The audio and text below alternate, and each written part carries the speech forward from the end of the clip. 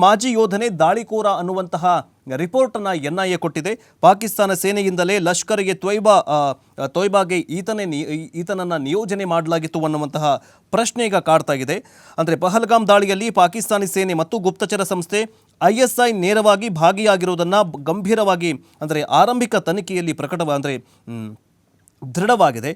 ದಾಳಿಯ ಪ್ರಮುಖ ಸಂಚುಕೋರನನ್ನು ಪಾಕಿಸ್ತಾನಿ ಪ್ರಜೆ ಹಶೀಮ್ ಮುಸಾ ಅಂತ ಗುರುತಿಸಲಾಗಿದೆ. ಜೊತೆಗೆ ಈತ ಪಾಕ್ ಸೇನೆಯ ವಿಶೇಷ ಪಡೆಯ ಮಾಜಿ ಪ್ಯಾರಾ ಕಮಾಂಡೋ ಕೂಡ ಆಗಿದ್ದ ಅಂತ ತಿಳಿದು ಬಂದಿದೆ.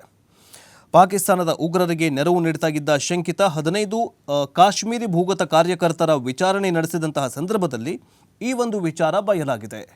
ಜೊತೆಗೆ ಆತ ಈ ಪಾಕಿಸ್ತಾನ ಮೂಲದ ಉಗ್ರ ಸಂಘಟನೆಯ ಲಷ್ಕರ್-ಇ ತೊಯ್ಬಾ ಸಂಘಟನೆಯ ಜೊತೆಗೆ ಕೆಲಸ ಮಾಡ್ತಾಗಿದ್ದ. ಜೊತೆಗೆ ಜಮ್ಮು ಮತ್ತು ಕಾಶ್ಮೀರದಲ್ಲಿ ಸ್ಥಳೀಯರು ಜೊತೆಗೆ ಭದ್ರತಾ ಸಿಬ್ಬಂದಿಯ ಮೇಲೆ ದಾಳಿ ನಡೆಸುವುದಕ್ಕೆ ಉಗ್ರ ಸಂಘಟನೆಯಿಂದ ಆತನನ್ನು ಅಂದರೆ ಪಾಕಿಸ್ತಾನ ಸೇನೆಯಲ್ಲಿ ಕೆಲಸ ಮಾಡಿದಂತಹ ಪ್ಯಾರಾ ಕಮಾಂಡರ್ ಆಗಿ ಕೆಲಸ ಮಾಡ್ತಾ ಇದ್ದಂತಹ ಒಬ್ಬ ವ್ಯಕ್ತಿಯನ್ನು ಕಳಿಸ್ಕೊಟ್ಟಿದ್ದಾರೆ. ಇದೇ ಆ ವ್ಯಕ್ತಿ. ಇದಕ್ಕೆ ಪಾಕಿಸ್ತಾನ ಏನು ಹೇಳುತ್ತೆ? ಇದರ ಬಗ್ಗೆ ಅವರು ಕೂಡ ತನಿಖೆ ಮಾಡಬೇಕಲ್ಲ. ISI ತನಿಖೆ ಪಾಕಿಸ್ತಾನದ ಗುಪ್ತಚರ ಇಲಾಖೆ ಆಗಿರುವಂತಹ ISI ಈ ಒಂದು ದಾಳಿಯನ್ನು ಮಾಡಬೇಕು ಅಂತ ಕಳಿಸ್ಕೊಟ್ಟಿದೆ ಅಂತೆ.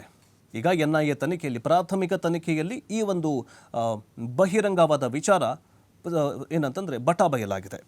ಇನ್ನು ಉಗ್ರರ